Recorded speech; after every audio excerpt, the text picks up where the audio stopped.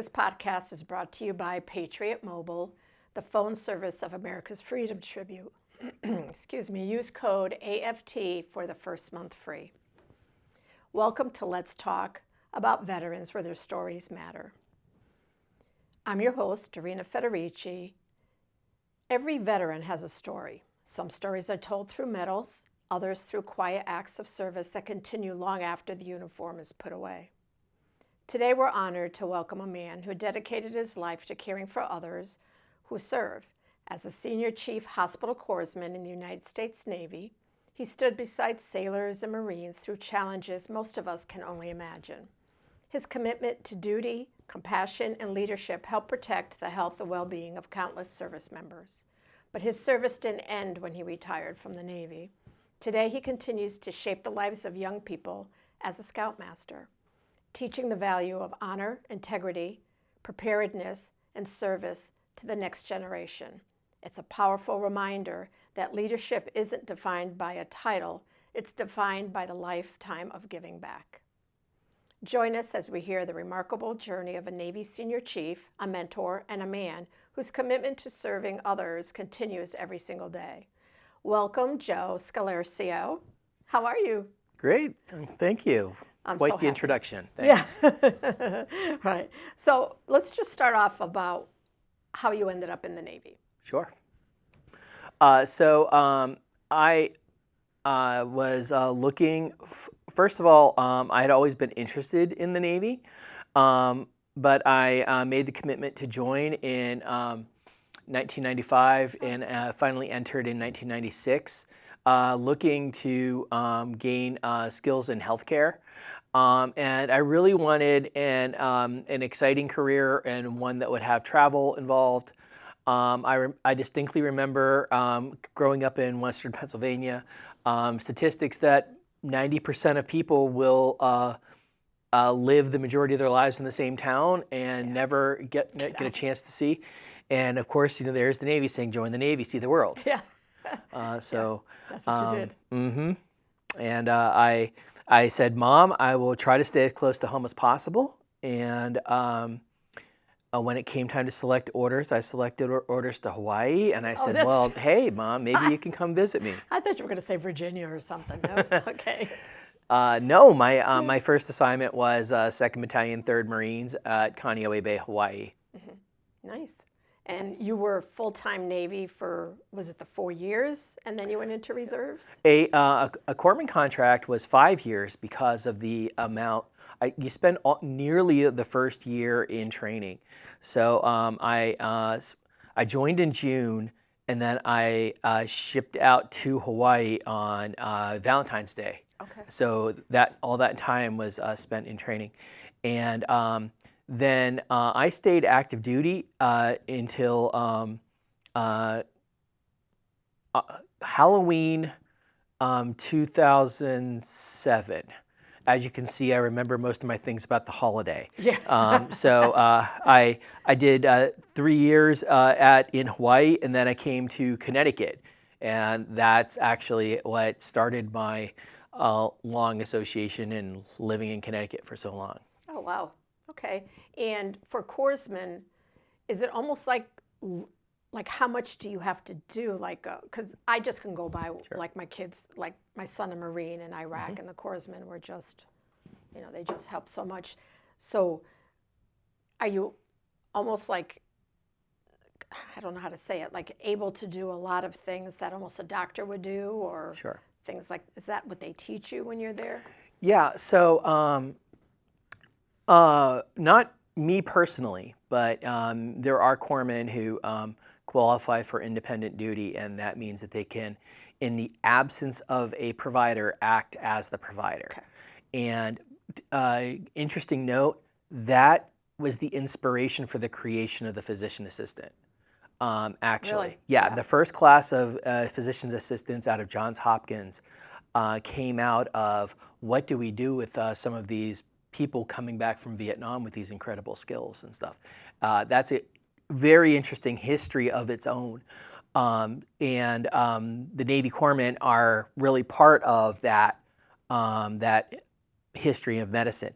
Myself, I went to the basic training called the Hospital Corpsman A School at Great Lakes, Illinois, followed by Field Medical Training Battalion in Camp Lejeune, North Carolina. Right. And I developed, at first, a lot of trauma skills, but then over time, you developed additional skills in preventive medicine, public health, and healthcare administration as well.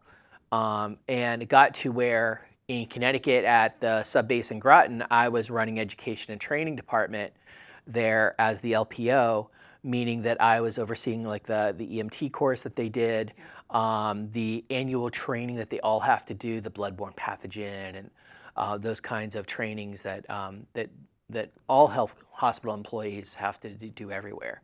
Right. So we worked on that kind of work.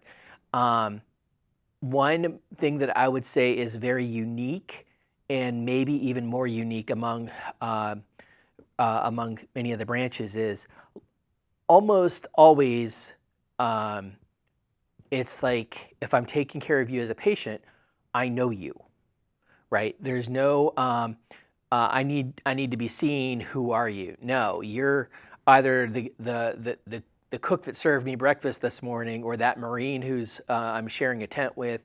You know, there's various circumstances, but it's almost always that you know that person. And so that kind of changes a lot of the dynamic surrounding how you take care of them. And I think that that's rather unique among military medicine. Yeah, that's good. Now, when you came out, did you go into that? Did you stay in the medical type? Yeah. So so after I came home, I think I said on Halloween of 2007, I joined the Navy Reserve on November 1st. Wow. You didn't waste time. No, I did not. Yeah. I did not. And I had been talking to them previous. This was a planned transition. And very quickly after that, I took a job at Connecticut Children's Medical Center and as an outpatient manager. So none of my healthcare training translated into a direct certificate. Now, I could have maybe gone to school to do that, but I instead translated the leadership training into a management role. Nice. And I stayed there for a number of years, leaving Connecticut Children's as a senior manager. Oh, wow. And that's when it was in Newington? No, it was in Hartford. Already? Mm-hmm. Yeah, it doesn't seem that long ago, that it was in Newington. Good. In fact, I was recalling this earlier today.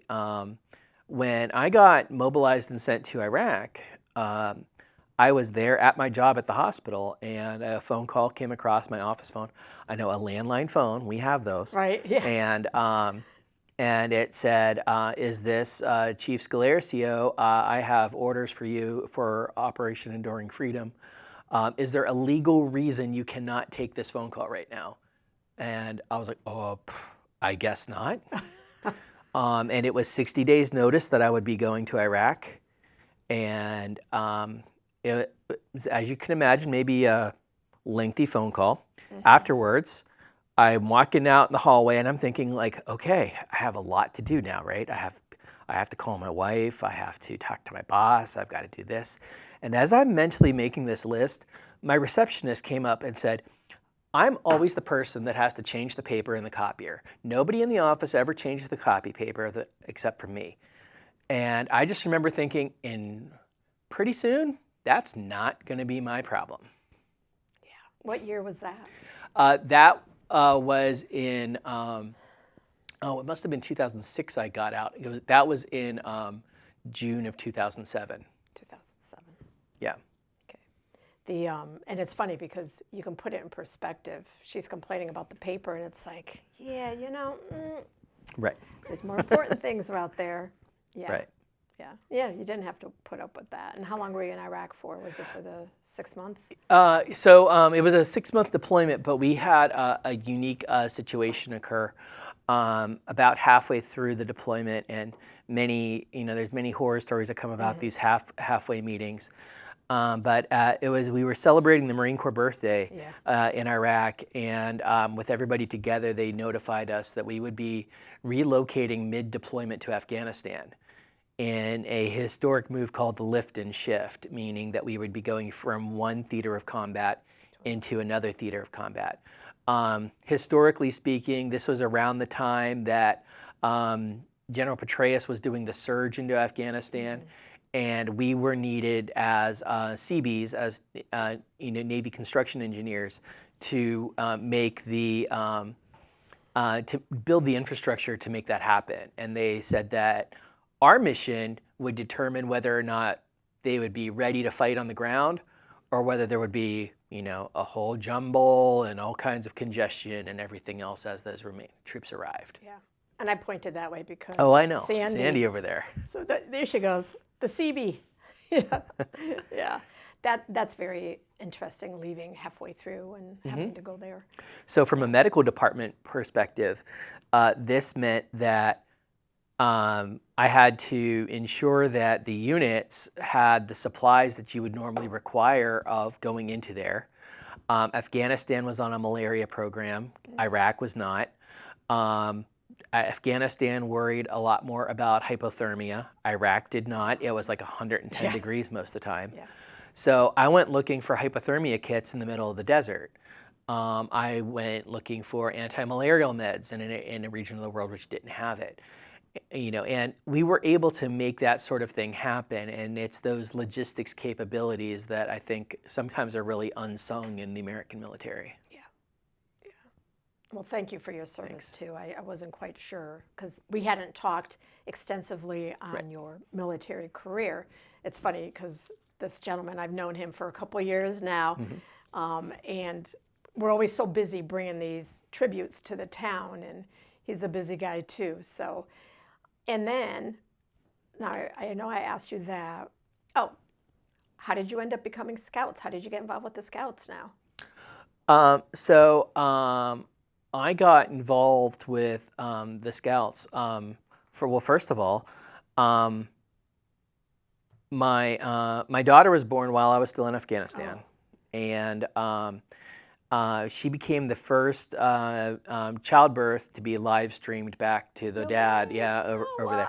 And that is amazing. Yep. So they wrote the policy because of me. So if yay, yep. Everybody thanks you, I'm sure, right? Yeah. For a long time, if you Googled my name, that's what came up. We're gonna try that, Sandy. Anyways,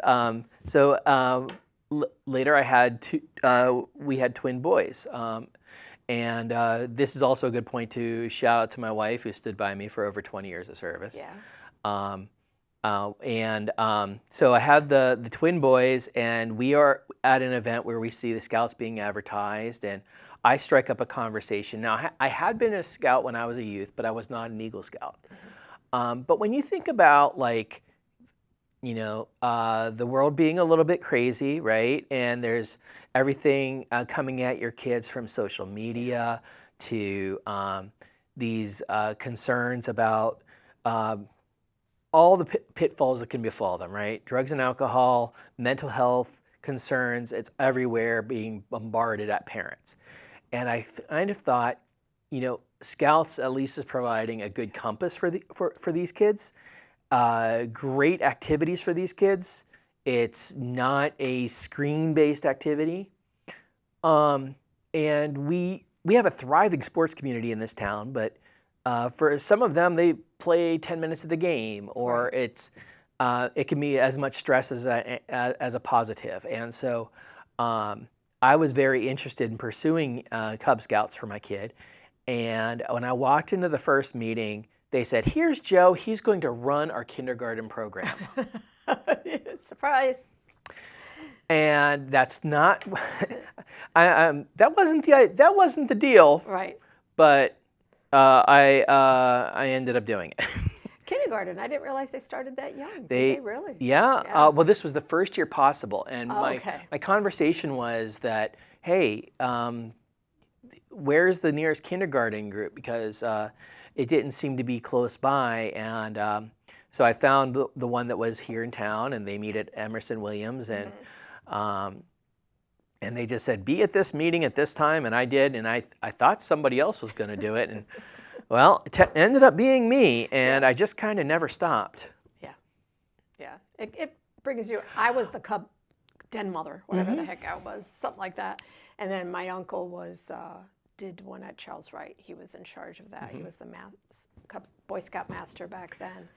But it is very rewarding being with those boys. It is, and it also it is, and as far as a parent, it changes the dynamics of your relationship with your kid, right? And because they see you in front of all of them, and you're going through everything with the kid, and I think that my boys have enjoyed that. I hope they've enjoyed it, and that. It's been a very positive experience for my family, and that's a definite. That is a plus in itself. Now, did you ever have to do those Janine kits? Did you ever have Janine kits to sell? Oh no, no. We the Cub Scouts, our Cub Scout pack is able to they do the Christmas tree fundraiser, and they're able to by picking up the town's Christmas trees for donation, they're able to meet their annual budget doing that.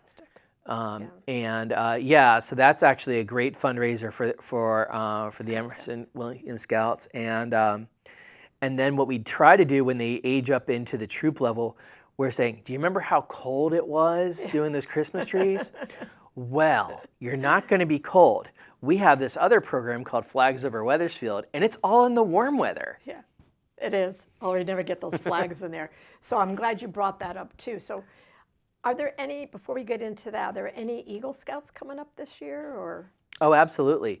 We have a scout named Ryan who has a Eagle Scout Court of Honor happening in August. We have... Tiberio? Yes. And we have other Scouts who have completed their Eagle Scout projects, who are simply waiting on, probably not waiting, they're probably still writing their project reports and getting their paperwork turned in. So I would expect a couple more before the end of this That's school very year. good, this day and age, to have that happening. Yeah. Sticking with it that long. One of the things, as a teacher myself, and I think about this, because they talk about teenagers and executive function, right? The ability to plan, to realize the consequences of your actions, to lead others instead of going with the flow. And then you look at what's required for an Eagle Scout, and they've mastered those skills. And the reason why so many astronauts were Eagle Scouts is not because they can tie a square knot. It's because they know how to plan their life, the value of a system, how to lead. And that's how they get where they are. Oh, that's fantastic. So tell us a little bit more about Flags Over Wethersfield. Yep. How did that come up? Sure. So Flags Over Wethersfield was invented with the leadership generation prior to me, and they didn't actually invent it. They were in communication with a scout troop out in Texas that had developed this fundraiser that really turned into a community phenomenon. And so they launched it probably close to 10 years ago. And when they did that, that first year they sold 3 flags subscriptions, where the scouts would go out to your house and they would put the flag in the ground on 4 patriotic holidays a year, and you're paying for the subscription.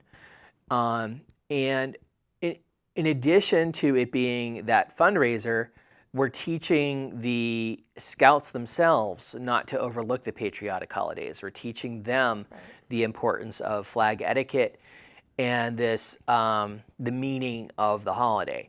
And so it serves a twofold thing. And not only the patriotic aspect of it, but in many cases, those parents running the cars are making the scouts navigate around town, plan for the night before, and such. I know that I actually only have to say we have flags next weekend, and the car gets auto-magically loaded up by my twin boys. So over time it grew until the fact now that it has grown to over 300 subscribers in Wethersfield. and I want to say roughly 20 different car routes.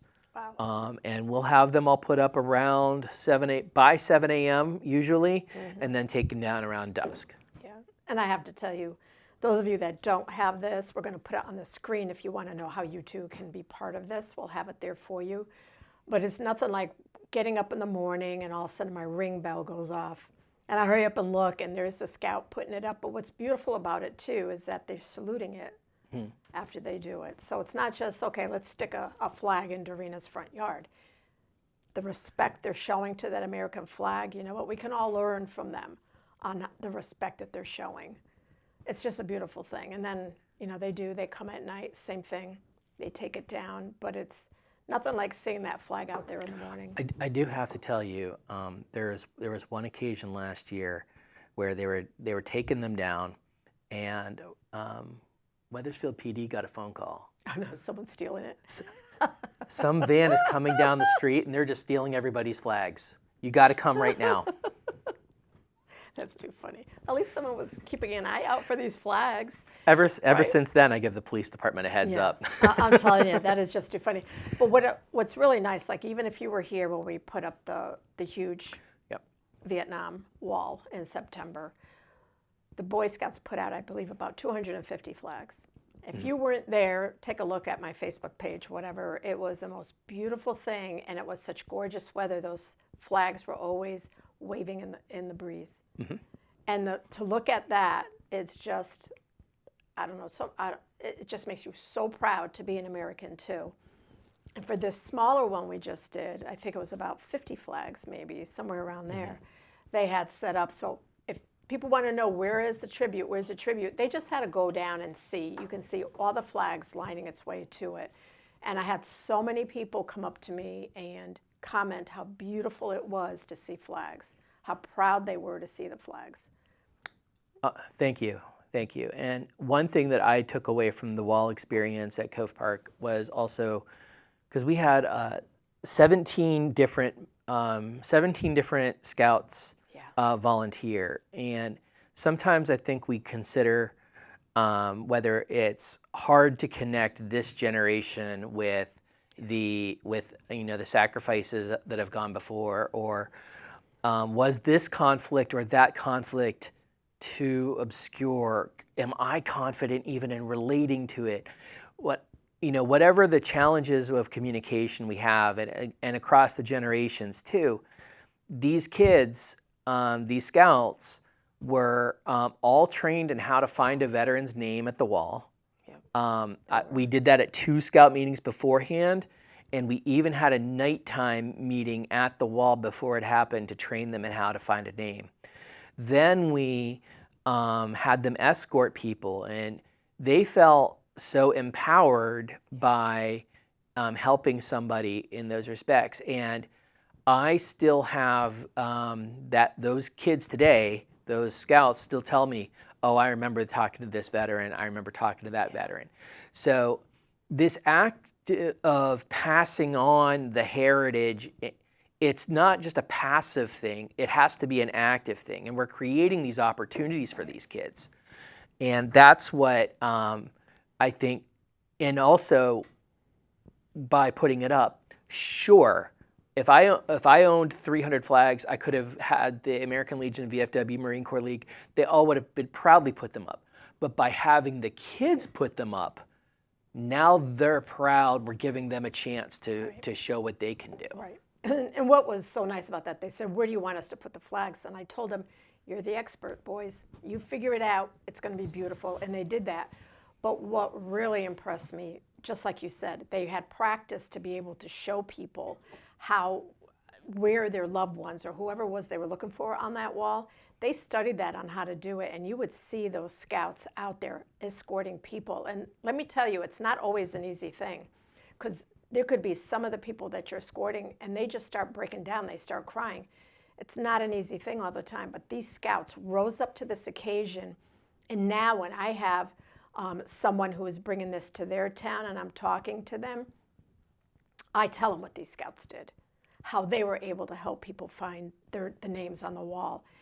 And it was to me, it was everybody. That's all they commented about, how impressed they were with the Scouts, the flags, how the Scouts were helping other people.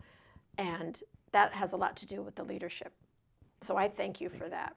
And those boys were amazing, amazing young men. And I can't wait to see where their future is, because it was, and you can ask anybody, it was very impressive to see those young men doing that. So thank you for that.